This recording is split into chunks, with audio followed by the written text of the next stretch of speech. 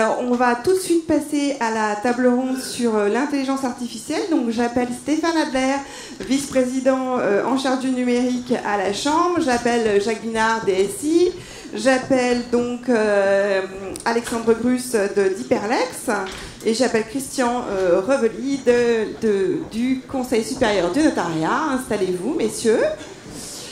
Voilà, on va essayer de rattraper un petit peu le temps, parce que c'était passionnant, Laurent Alexandre, mais un peu explosé les compteurs. Je vous rassure, vous êtes en train de partir, Laurent Alexandre, mais en fait, les projets dont on va parler, je pense, ne vont pas faire partie des 95% de coups foireux. Je vais me déplacer puisque vous allez sinon je vais vous me laisser toute seule. Donc l'idée avec cette table ronde, c'est de parler de l'intelligence artificielle et des projets, puisque clairement ça filtre dans le métier de notaire, elle bouscule les habitudes de travail. Il y a eu un premier projet qui a été rondement mené l'année dernière. On va pouvoir en reparler avec Stéphane Adler, qui va. Je voulais vous faire une première question autour de ce projet qui avait été rondement mené, qui permet en gros de vérifier l'usage des locaux. Et il y a une nouvelle expérimentation, mais avant d'en parler un peu plus précisément avec Jacques Binard et Alexandre Grus, qui est partie prenante comme sur le premier projet. Moi, j'ai une petite question pour vous, un peu sur les enjeux pour vous. Quels sont les enjeux autour de l'IA pour la profession? Une question large. Bon, les enjeux sont multiples. Heureusement, finalement, que nous avons un peu de données quand même. Oui, c'est ça. On n'en a peut-être pas beaucoup sur Laurent Alexandre, mais on en a quand même. On n'en a pas sur les personnes, mais on en a sur les biens, sur le patrimoine. Je voyais méga, choses comme ça. Nous, on a plus de 10 téraoctets de données en ligne. Donc, on a un peu de données quand même qui va nous permettre de travailler un petit peu, justement, avec l'intelligence artificielle. Jacques me corrige tout de suite. J'ai dit plus de 10, donc j'étais pas mauvais, mais c'était 20. Donc, voilà. Donc, on en a quand même beaucoup. Bon, on transmettra l'information à Laurent Alexandre qui est parti. Je crois. Non, mais c'est bien qu'on puisse le tenir à jour quand même. Bah oui. Non, mais du coup, effectivement, on a beaucoup de données, ce qui va nous permettre effectivement de travailler. On a eu une première expérience qui a été qui est très positive, puisqu'on a eu beaucoup de fichiers à analyser, plusieurs dizaines de millions de pages en réalité, et il a fallu tout ça, les sélectionner, les mettre de côté parce qu'on ne pouvait pas utiliser tout. En tout cas, la Direction générale des finances publiques nous disait qu'on ne pouvait pas les utiliser. Donc il a fallu les trier, les mettre de côté et utiliser uniquement ce pourquoi nous étions autorisés, les fiches de révision foncière de 1970. Tout ça a été fait main de maître avec un algorithme, et nous on avait la donnée qui était les fichiers que nous avait délégués effectivement la Direction générale des finances publiques.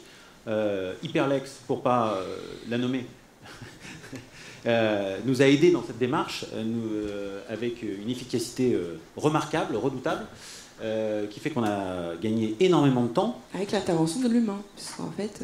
Alors en fait c'est les deux, hein. C'est que d'un côté on a la donnée, de l'autre côté on a un algorithme, et en fait le troisième élément c'est l'humain. Donc effectivement on a eu des notaires, effectivement des collaborateurs de la Chambre, pour trier effectivement ce qui était fait.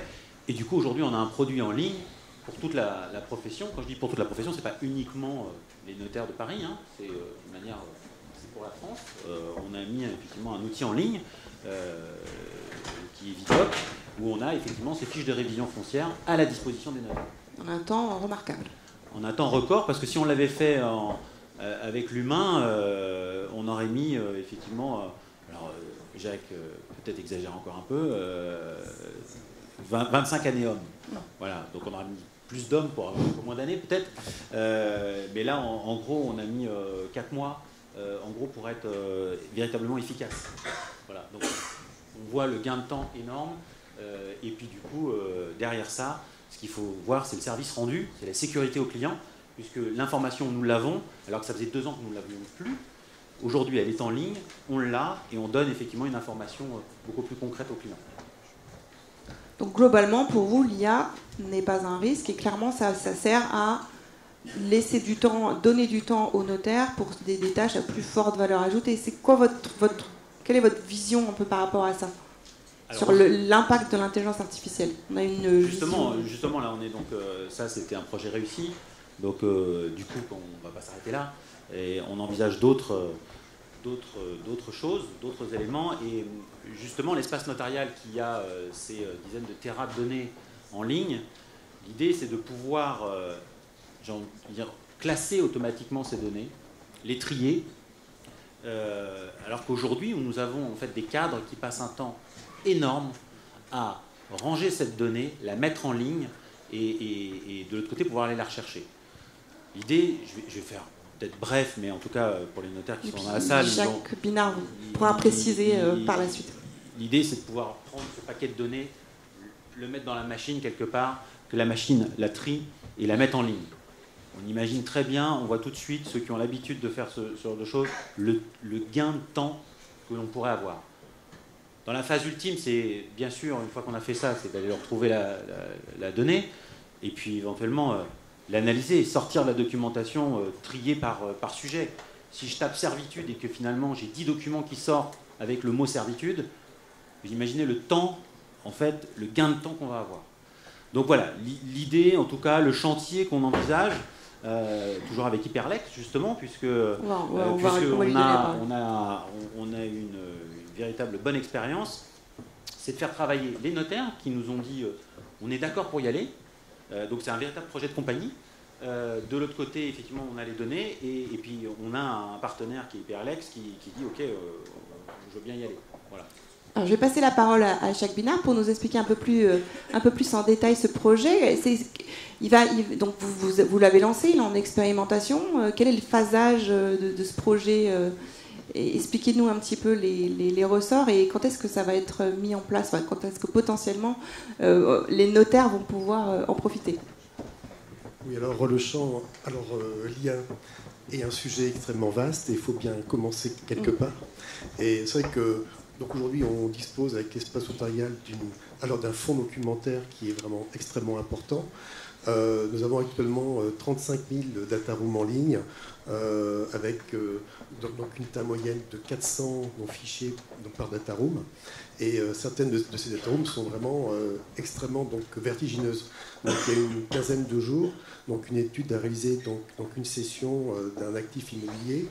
Et la data room était composée de 17 000 documents. Donc 17 000 documents.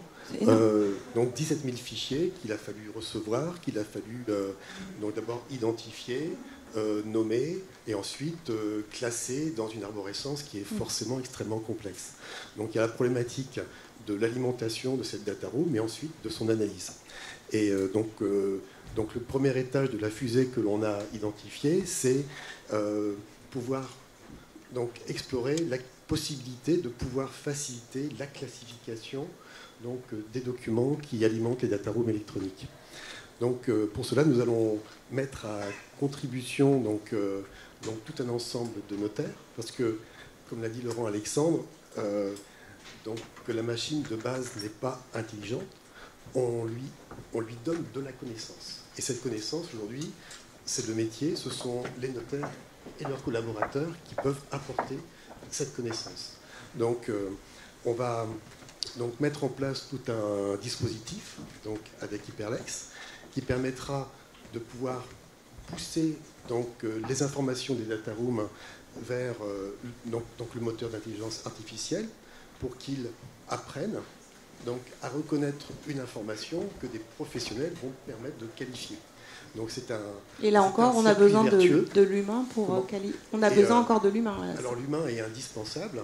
Et c'est vrai que l'intelligence artificielle ne va pas permettre de remplacer donc, le notaire, mais permettre donc d'éviter des tâches extrêmement répétitives et pénibles. Parce que voir un juriste qui a un bac plus 7 ou plus, donc, parce qu'il faut être intelligent et qualifié pour pouvoir mettre en ligne une data room électronique, donc, parce que ça représente des enjeux très importants pour l'office, donc il ne faut pas se louper. Donc ce sont des professionnels qui sont payés un certain prix, qui sont juristes qualifiés, qui font des travaux qui sont à faible valeur ajoutée, il faut le on va dire. Voilà. Et en fin de compte... Je vois que Laurent Alexandre déteint sur Jacques Binard. J'ai pas encore dit ça. Et justement, donc le but avec l'IA est de pouvoir faire des gains donc de temps pour que le professionnel fasse un boulot d'analyse donc juridique beaucoup plus pointu. Voilà. Et c'est là justement que donc le premier étage de la fusée, c'est faciliter donc la création, la constitution de ces data-rooms électroniques pour ensuite se lancer dans l'analyse documentaire, pour voir, avec l'aide des notaires, pouvoir extraire les informations pertinentes en fonction du type de document qui sera identifié. Voilà. Et ensuite, l'étage de la fusée suivante, pouvoir croiser tout un ensemble de bases documentaires pour pouvoir qualifier si cette documentation elle est fiable, si elle est pertinente, etc. et complète. Je vais passer la parole à Alexandre Gus qui va sans doute nous expliquer un peu plus techniquement son rôle, puisque donc je l'ai dit en introduction, vous êtes président cofondateur d'Hyperlex, une start-up en plein boom. Et donc on a le plaisir de vous retrouver sur cette table ronde, puisque vous étiez associé sur le premier projet. Et là, vous vous êtes associé sur cette nouvelle expérimentation menée par la Chambre. Donc expliquez-nous un peu votre rôle dans cette nouvelle outil qui va être mis en place et à disposition des notaires. Merci. Donc, tout d'abord, merci pour la confiance de la Chambre de notaires de Paris vis-à-vis d'Hyperlex. Et en effet, le succès du premier projet a été pour nous aussi un tremplin dans la compréhension de votre profession et de vos métiers et finalement des opportunités qui peut y avoir à vous aider aussi, à vous outiller. Peut-être aussi pour réagir sur la remarque de tout à l'heure du docteur Alexandre sur le fait qu'il n'y a pas d'IA pour vous. Peut-être une explication de texte qui est importante à comprendre, c'est que en effet, tout comme vous, un notaire qui sort de son diplôme de notariat a une connaissance accrue et généraliste sur le notariat, il va peut-être se spécialiser au cours de son expérience professionnelle sur différentes parties du notariat. Finalement, on peut dire qu'il y a une intelligence généraliste qui se spécialise. En fait, l'intelligence artificielle, c'est pareil. Les intelligences artificielles qu'on utilise aujourd'hui pour vous aider, elles traitent la compréhension d'un document, donc la compréhension du texte. Et en fait, un sous-jacent à comprendre du texte dans un document, c'est déjà de comprendre le langage, comprendre les mots, la récurrence des mots, etc. Et cette compréhension des langages, c'est ce qu'on appelle les modèles de langage. Évidemment, il n'y a pas de différence entre comprendre la manière dont est écrit un document de notaire avec celle qui est écrit un texte en général, etc. Et c'est des modèles de langage qu'on développe pour d'autres professions, notamment les directions juridiques, les avocats, qu'on spécialise au juridique. Donc vous en bénéficiez en fait quand vous travaillez avec Hyperlex.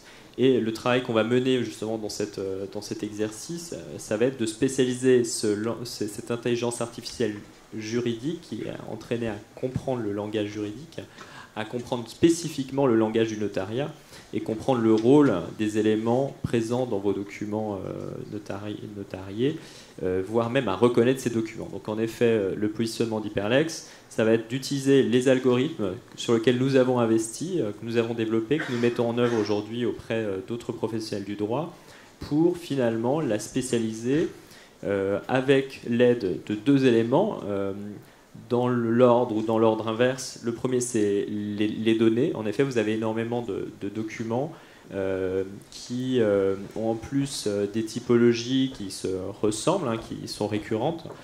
Des documents administratifs, les permis de construire, des documents notariaux, des différents documents, même justificatifs, les diagnostics, etc. Donc l'idée, c'est aussi d'utiliser cette récurrence de documents justement pour apprendre à l'intelligence artificielle à reconnaître ces documents.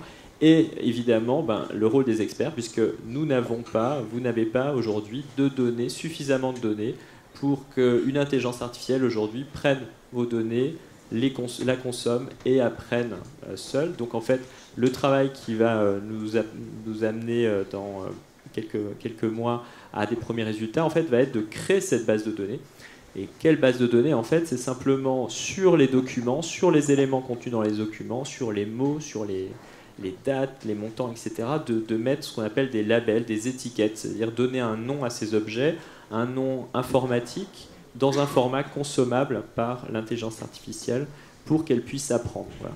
Et je crois que justement, notre travail chez Hyperlex, ça va être à la fois de guider la Chambre et les acteurs qui vont participer à cet exercice dans les formats, la manière de faire pour que l'intelligence artificielle puisse, pour qu'une intelligence artificielle puisse consommer cette information.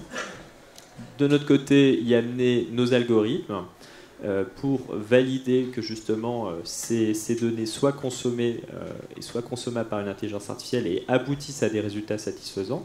Donc notamment, on va avoir un curseur pour juger est-ce qu'il y a assez de données ou pas assez pour atteindre la précision attendue. La précision attendue, c'est la précision minimum pour que ça vous soit utile immédiatement, le plus rapidement possible. Ce qui est aussi intéressant, c'est que cette collaboration, voilà, elle va vous permettre finalement de structurer cette base de données qui, je pense, est un actif stratégique pour le notariat et servira bien au-delà de ce projet avec Hyperlex et peut-être donner aussi des lignes de conduite pour la DSI de la Chambre de notaire pour structurer plus en amont cette information. Puisque ces documents, c'est des documents que vous retrouvez, la personne change de notaire, les immeubles, les actifs changent de bien, changent de main. Donc finalement, en fait, il y a au plus une certaine récurrence de cette information, les immeubles restent plus longtemps que les humains, etc. Donc en plus, il y a une intelligence collective informatique à créer autour de ces données, et ça sera de futurs chantiers.